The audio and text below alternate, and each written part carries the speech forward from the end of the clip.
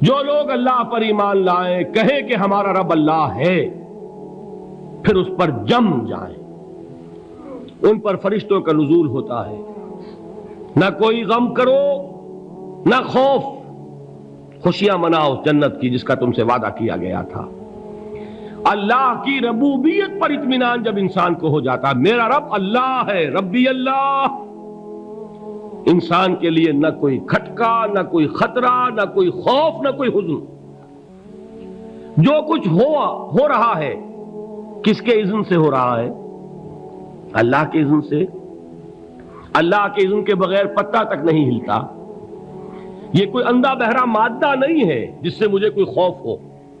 اندھا بھینسا چلا رہا ہو اس سے تو ڈرنے کا ہر انسان کو ڈرنا چاہیے، نہ معلوم کس کو ٹکر مار دے، لیکن نہیں، اس کائنات کو چلانے والا ایک سمیع و بصیر خدا ہے۔ وہ جو میرا دوست ہے، میرا ولی ہے، اللہ ولی الذین آمنوا یخرجہم من الظلمات الی النور، اللہ اہل ایمان کا ولی ہے، ساتھی ہے، پشت پناہ ہے، مددگار ہے، حمایتی ہے۔ بتائیے جسے یقین ہو جائے کہ اللہ میرا مددگار، اللہ میرا محافظ، اللہ میرا پشت پناہ، اللہ میرا حمایتی، اس کے لیے کوئی خوف ہوگا؟ اس سے کوئی ڈر ہوگا؟ میں مثال دیا کرتا ہوں ایک بہت سادہ، پنجاب کے دیہات کی۔ تو بڑا چودھری ہے اور کوئی غریب کسان ہے، اس غریب کسان کے جانوروں کو ہر وقت اندیشہ ہوگا چوری کا، کوئی میری بھینس کھول کر نہ لے جائے، کوئی میرا بیل کھول کر نہ لے جائے۔ لیکن جس کے بارے میں یہ سب کو معلوم ہو کہ وہ جو بڑا چودھری ہے وہ اس کا دوست ہے، اس کی بچیا کو کوئی خوف ہوگا؟ اس کی بھینس پر کوئی ہاتھ ڈالے گا؟ اسے کوئی اندیشہ ہوگا؟ نہیں۔ کیوں؟ کہ وہ بڑا چودھری، بڑا اس کا یہاں کا سردار، جاگیردار، سب کو معلوم ہے وہ میرا دوست ہے، کوئی میرے خلاف اقدام نہیں کر سکتا۔ اس دنیا میں یہ چھوٹی سی بات اگر آپ کے دلی اطمینان اور سکون کا باعث بن سکتی ہے تو ذرا تصور کیجئے۔ میں لفظ تصور استعمال کروں گا صرف اس لیے کہ اس کا ہم جس کو کہتے ہیں ادراک اور شعور کر نہیں سکتے، اگر کے ساتھ کر سکتے۔ اگر یقین ہو کہ اللہ میرا مددگار اور یقین ہو کہ اللہ ہر آن میرے ساتھ ہے، پھر کوئی خوف، کس کا خوف؟ کوئی شے اللہ سے بالاتر ہے؟ کوئی قوت اس سے زیادہ طاقتور ہے؟ کوئی اس کے ارادے کو بدلنے والا ہے؟ کوئی اس کی مشیت کے آڑے آنے والا ہے؟ یہی بات ہے جو حضور نے فرمائی، یہ ایمان کا حاصل ہے لب لباب، کہ دیکھو اچھی طرح اس بات کو ذہن نشین کر لو، اگر تمام انسان مل کر تمہیں کوئی نقصان پہنچانا چاہے نہیں پہنچا سکتے، مگر جو کچھ اللہ نے لکھ دیا ہو، اور تمام انسان مل کر تمہیں کوئی نفع پہنچانا چاہیں نہیں پہنچا سکتے، مگر وہ شے جو اللہ نے طے کر دی ہو۔ آپ پھر میں کہوں گا ذرا طاری کیجئے، اسے فرض کیجئے، اسے سوچئے، اگر اس حدیث پر ہمارا دل ٹھکا ہوا ہو تو کسی سے ڈر ہوگا؟ یہ مجھے نقصان نہ پہنچا دے، یہ میری رپورٹ خراب نہ کر دے، یہ میری انکریمنٹ نہ رکوا دے، یہ میرا یہ نہ بگاڑ دے، یہ میرا یہ نقصان نہ پہنچا دے، اس کا ڈر، اس کا ڈر، اس کا خوف، اس کی خوشامد، اس کے لیے جا کر طرح طرح سے اپنی عزت نفس کو ذلیل کروانا اس کے سامنے۔ یہ سب کچھ کیوں کرتا ہے انسان؟ جب سمجھتا ہے کہ اس کے ہاتھ میں میرا کوئی نفع ہے، اس کے ہاتھ میں میرے لیے کوئی ضرر ہے، یہ مجھے کوئی گزن پہنچا سکتا ہے، یہ مجھے کوئی نقصان پہنچا سکتا ہے، یہ میرا کوئی کام بنا سکتا ہے، یہ میری کوئی ضرورت پوری کر سکتا ہے، اسی کا نام شرک ہے۔ جہاں آپ نے یہ سمجھا کہ غیر اللہ کے اندر کوئی طاقت موجود ہے، وہی شرک ہے۔ بتوں سے تجھ کو امیدیں، خدا سے نومیدی، مجھے بتا تو صحیح اور کافری کیا ہے؟ شرک تو یہ ہے۔ جس پر بھی تمہیں یہ خیال ہے، کلمہ ہے یہ کلمہ سوم، لا حول ولا قوت الا باللہ، ذرا اس پر دل کو کبھی اگر آپ تصور کریں، پھر فرض کریں، دل ٹھک جائے اس پر، کوئی طاقت نہیں۔ یہی بات تھی جو شیخ عبد القادر جیلانی رحمۃ اللہ علیہ نے اپنی وصیت میں اپنے بچے سے کہی. 11ویں دینے والے ہیں، لیکن حضرت شیخ عبد القادر جیلانی کی وصیت اور تعلیمات کو کتنے لوگ ہیں کہ جانتے ہو؟ یہ جن مقامات تک پہنچے ہیں وہ کس چیز کی بدولت پہنچے؟ انہوں نے جو پیغام دیا وہ کیا تھا؟ اے میرے بچے، جس طریقے سے قرآن مجید میں حضرت لقمان کی نصیحتیں جو ہے نقل کر دی گئی ہیں، میں یہ عرض کروں گا بالفرض اگر قرآن حضرت عبد القادر جیلانی کے بعد نازل ہوا ہوتا تو شیخ عبد القادر کی یہ نصیحتیں بھی قرآن میں درج ہوتی. اتنی اونچی نصیحتیں ہیں. اے میرے بچے، اس حقیقت کو ذہن نشین کر لے، لا فاعل فی الحقیقت ولا مؤثر الا اللہ. اس کائنات میں نہ کوئی فاعل حقیقی ہے نہ مؤثر حقیقی ہے سوائے اللہ کے. کسی شے میں کوئی تاثیر نہیں اگر اللہ نہ چاہے. آگ جلا نہیں سکتی اگر اللہ نہ چاہے. پانی ڈبو نہیں سکتا اگر اللہ نہ چاہے. زہر ہلاک نہیں کر سکتا اگر اللہ نہ چاہے. کوئی چیز فائدہ نہیں پہنچا سکتی اگر اللہ نہ چاہے. تو در در پہ کیوں سر جھکاتے ہو؟ در در پر کیوں جبیں سائی کرتے ہو؟ سب کے سامنے کیوں ہاتھ پھیلاتے ہو؟ ایک اللہ سے مانگو. ایک اللہ کے سامنے زمین پر اپنی جبین رکھو.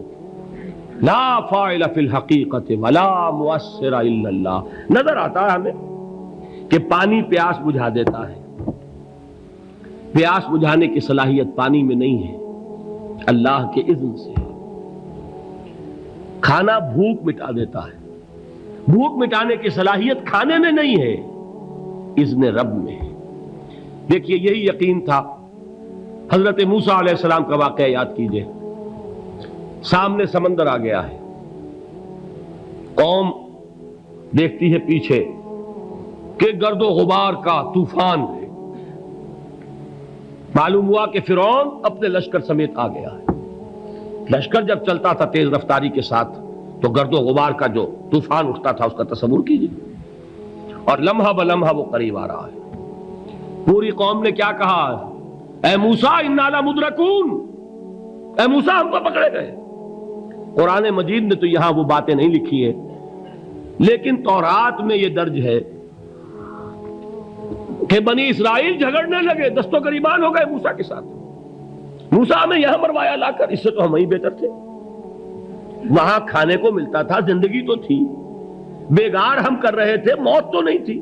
اب جو کچھ ہوگا اس کا تصور کرو، جس طریقے سے ہمارے ٹکڑے اڑائے جائیں گے. تو لڑ رہے ہیں حضرت موسیٰ علیہ السلام سے. یہ تورات کی تفصیل ہے. قرآن میں صرف اتنا آیا ہے، پریشان ہو کر انہوں نے کہا انا لمدرکون. موسیٰ ہم تو پکڑے گئے. اس وقت موسیٰ کا جواب کیا ہے؟ کلا ان معی ربی سیہدین. نہیں، میرے ساتھ میرا رب ہے، وہ راستہ دے گا. بتائیے کہاں راستہ نظر آ رہا ہے؟ یہ ہے ایمان بالغیب. راستہ نظر نہ آئے تب اللہ پر یقین ایمان ہے. جیب میں پیسے ہوں اور تب دل کو اطمینان ہے تو ایمان کس پر ہوا؟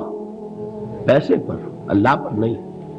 جب وسائل و ذرائع نہ ہو اور پھر یقین ہو کہ اللہ مسبب الاسباب ہے، وہ اسباب کا پابند نہیں ہے، وہ اسباب کا محتاج نہیں ہے، اسباب اس کے محتاج ہیں. اگر یہ یقین ہے تو اللہ پر ایمان ہے. یہ نہیں ہے تو تمہارا ایمان اسباب پر ہے، وسائل پر ہے، ذرائع پر ہے، مادیات پر ہے، اللہ پر نہیں. اس وقت کہاں راستہ تھا؟ کوئی راستہ تھا؟ سمندر ہے اور ادھر سے لشکر آ گیا ہے. کلا ان معی ربی سیہدین. اب دیکھیے ایمان کہہ دینا آسان ہے، ہوا معکم اینما کنتم. جہاں کہیں بھی تم ہوتے ہو اللہ تمہارے ساتھ ہوتا ہے. لیکن اس کا یقین قائم ہو جائے تو زمین و آسمان کا فرق واقع ہو جائے. یہی بات ہوئی حضور کے ساتھ. غار ہے، چھپے ہوئے ہیں محمد الرسول اللہ اور آپ کے وہ یار غار ابو بکر صدیق رضی اللہ تعالی عنہ. اقبال نے حضرت ابو بکر کی شان میں چند اشعار کہے صرف، لیکن واقعہ یہ ہے کہ بھاری بھاری نظموں پر اور قصیدوں پر بھاری ہے. طویل ترین نظمیں اور قصیدے ہوں ان پر بھاری ہے. ہمت ابو بکر کی ہمت جو ہے کشت ملت را چو ابر، جیسے بارش سے کھیتی اپجتی ہے، ابو بکر کی ہمت اور عزیمت اس امت کو اسی طرح سینچنے والی ہے۔ ثانیے اسلام و غار و بدر و قبر، وہ دوسرے تھے اسلام میں، دوسرے پہلے کون تھے؟ انا اول المومنین، حضور فرماتے ہیں سب سے پہلا ایمان لانے والا میں، دوسرے ابو بکر۔ ویسے ہمارے ہاں یہ چلتا ہے اختلاف، حضرت علی پہلے ہیں کہ حضرت ابو بکر پہلے ہیں، لیکن اس میں بڑی خوبصورت تطبیق قائم کی ہے علماء نے، اور بہت صحیح ہے۔ چار کے بارے میں فیصلہ ہی مت کرو کہ کون پہلے ہے، ان کی ایک عجیب تقسیم کر دی ہے۔ آزاد مردوں میں، بالغ مردوں میں سب سے پہلے ابو بکر، بچوں میں سب سے پہلے علی، خواتین میں سب سے پہلے خدیجہ، اور غلاموں میں سب سے پہلے زید ابن حارثہ۔ بڑی پیاری تقسیم ہے، یہ چاروں ہی پہلے ہیں، ہر ایک کے لیے اولیت ہے۔ اور واقعہ یہ ہے کہ اگر زمانی اعتبار سے تعین ہوگا تو پہلے خدیجۃ الکبریٰ آئیں گی رضی اللہ تعالی عنہ، کسی اور سے بات کرنے کی نوبت بعد میں آ سکتی ہے، پہلے تو اہلیہ محترمہ سے بات ہوئی، آتے ہی پہلی وحی ہوئی ہے، ابھی تبلیغ کا حکم نہیں تھا، کس کو بتایا واقعہ؟ ابھی اپنی نبوت کی تبلیغ کا تو حکم ہی نہیں آیا، واقعہ کس کا ہے؟ وہ خدیجہ کا ہے۔ جب کہا ہے کہ خشیت علی نفسی، مجھے اپنی جان کا اندیشہ ہے، تو کیا جواب دیا خدیجہ نے رضی اللہ تعالی عنہا؟ وہ صدیقۃ الکبریٰ ہے، صدیقات جو ہے خواتین ان میں چوٹی پر خدیجۃ الکبریٰ ہے رضی اللہ تعالی عنہا، اور صدیق جو مرد ہیں ان میں صدیق اکبر ہے ابو بکر صدیق رضی اللہ تعالی عنہ، لیکن صدیقات میں چوٹی پر۔ جب حضور نے فرمایا خشیت علی نفسی، کیا فرمایا، کیا عرض کیا، کیسے تسلی دی؟ نہیں نہیں، اللہ آپ کو ضائع نہیں کرے گا، آپ غریبوں کے ہمدرد ہیں، آپ مساکین کے تکالیف رفع کرنے والے ہیں، آپ بیواؤں کی سرپرستی کرتے ہیں، آپ مسافروں کی خدمت کرتے ہیں، اللہ آپ کو ضائع نہیں کرے گا۔ یہ یقین ہے اس خاتون کے اندر۔ خیر وہ ایک علیحدہ بات ہو جائے گی۔ میرے دل پر حضرت خدیجہ رضی اللہ تعالیٰ عنہ کی شخصیت کا بڑا گہرا نقش ہے، جو وہ کوئی اور ہی وقت اور موقع ہوا تو بیان ہوگا۔ بہرحال اقبال نے ایک مصرے میں جو چار اولیتیں جمع کر دی ہیں، ہمتیں او کشت امت را چو ابر، ثانی اسلام و غار و بدر و قبر۔ اسلام میں حضور کے بعد پہلے کون؟ ابو بکر۔ غار میں حضور کے ساتھ کون؟ ابو بکر۔ بدر کی رات اللہ کا رسول سربسجود، وہ جھاڑ، وہ گھاس پھوس کی جو جھوپڑی بنائی گئی تھی، اور وہاں تلوار ننگی لے کر پہرا دینے والا کون؟ ابو بکر۔ اور اس حجرہ عائشہ میں محمد کے بعد سب سے پہلے دفن ہونے والا کون؟